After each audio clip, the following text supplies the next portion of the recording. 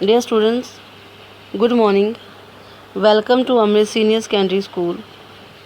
Students, आज मैं आपको +1 की इलेक्टिव हिंदी की सूर्यकांत त्रिपाठी निराला की ही अगली कविता जागो फिर एक बार पढ़ाऊँगी, जिसमें कवि ने गुरु गोबिंद सिंह जी द्वारा सिखों को फिर से वीर बनाने के लिए और मनुष्य जाति को आगे बढ़ने के लिए फिर से एक बार जागने की बात कही है.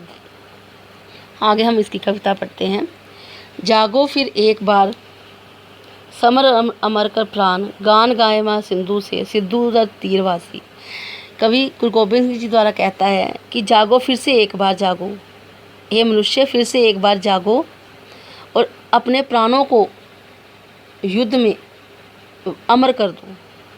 गान गाए माँ सिंधु से, जिस वीरता से तुम लड़ो और उस वीरता का गान महासिंधु नदियों तक हो. सिंधु न तीरवासी, सिंधु के किनारे पर रहने वाले, तीरवासी यानी किनारे पर रहने वाले लोग भी तुम्हारी वीरता का गान गाएं. सैंधव तुरंगों पर, तेज तुरंग यानी कि घोड़े, तेज घोड़ों पर चतुरंग चमूसंग, चतुरंग चारों ओर अपनी वीरता दिखाने वाली और चमूसंग सेना, चारों ओर अपनी वीरता दिखाने वाली सेना के साथ 1.25 लाख पर एक को चढ़ाऊँगा. ये शब्द गुरु गोबिंद सिंह जी द्वारा कहे गए हैं कि चारों ओर अपनी वीरता दिखलाने वाली सेना के साथ मैं 1.25 लाख पर एक एक व्यक्ति को चढ़ाऊँगा जो अपनी वीरता को दिखलाएगा. गोबिंद सिंह निज नाम जब कहाऊँगा, जब मैं अपने आप को गोबिंद सिंह नाम से कहकर पुकारूँगा. किसने सुनाया ये वीर जन मोहन अति दुर्जय संग्राम राग. कौन इस दुर्जन, इस अद्भुत युद्ध के बारे में बात करता है. फाग का खेला रन 12 महीनों में, जिस तरह से होली का खेल जो है हर बार 12 महीनों में आता है, उसी प्रकार ये युद्ध भी होता है. शेरों की मांद में आया है आज से यार. आज शेर कौन है? शेर हैं जो सिख, जिन्हों को शेर बनाया गया, सिंह बनाया गया है. आज उनकी मांद में अत्याचार करने वाला सियार आया है. जागो फिर एक बार, फिर से एक बार जागो, सत श्री अकाल, और उस अकाल पुरख की वंदना करो. भाल अनल धक धक कर जला, भस्म हो गया था काल. हमारे मन के अंदर जो हमारे विचार थे, अब वो उनको जला दो, उनको धक धक करके बने कि उनको जला दो, धुआं कर दो. भस्म हो गया था काल, जिसे देख वो समय भी भस्म हो गया. तीनों गुण ताप त्रय अभय हो गए थे तुम में ये 3 गुण. ताप यानी कि तुम तप गए, सुंदर बन गए, सोना बन गए. त्रय वीर बन गए. अभय तुम्हें किसी का डर ना रहा.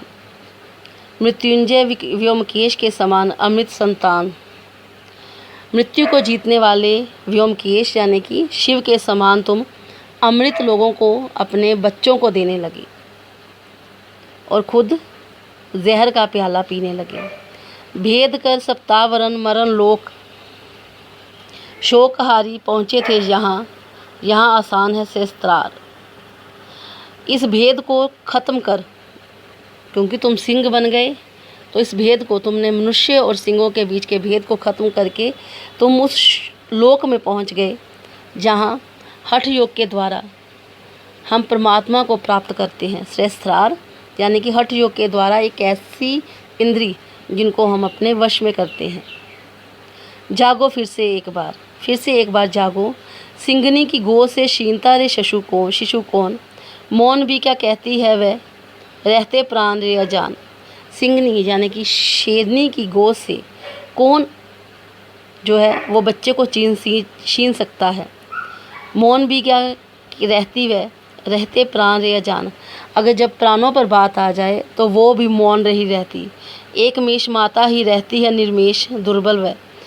एक मेष माता यानी कि एक भेड़ जो है केवल वो ही चुप रहती है, क्योंकि वह दुर्बल होती है.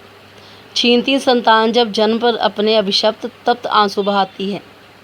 जब उससे उसकी संतान कोई छीनता है तो वह सिर्फ आंसू बहाती है. किंतु क्या योग्य जन जीता है? लेकिन क्या तुम इसके योग्य नहीं हो?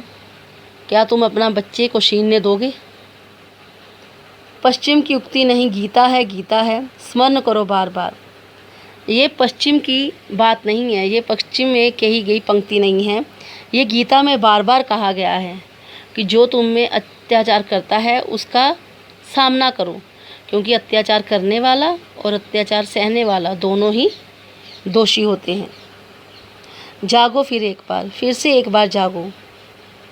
कवि गुरु गोबिंद सिंह जी द्वारा मनुष्य को फिर से जागने की बात कहता है कि तुम शेर बनो, पशु नहीं वीर तुम पशु नहीं हो, जानवर नहीं हो, तुम तो वीर हो।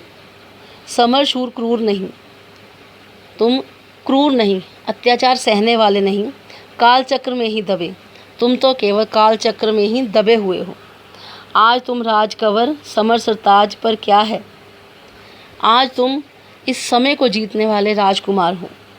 सब माया है, मुक्त हो सदा ही तुम। ये संसार सारी माया है, सब कुछ माया में ही लोप है, लेकिन तुम अब इसमें से मुक्त हो जाओ।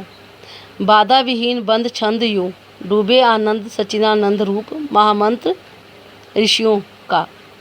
इस माया से मुक्त होकर तुम इससे अलग हो जाओ और उस सच्चिदानंद परब्रह्म के रूप में विलीन हो जाओ।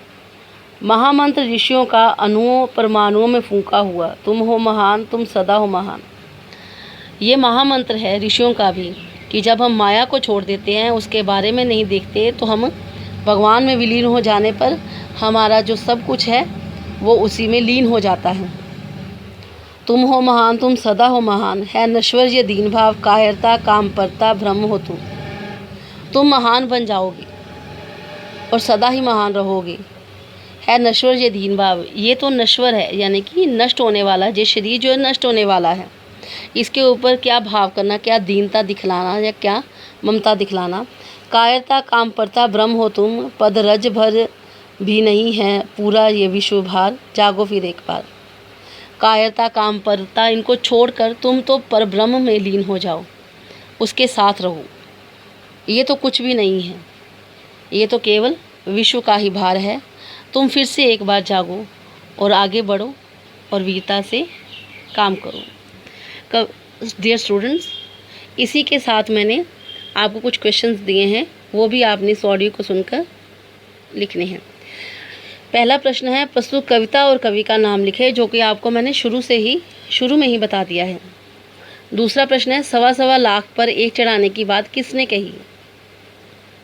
तीसरा है, सिंहनी और मेषमाता के उदाहरण द्वारा कवि क्या संदेश दिया है।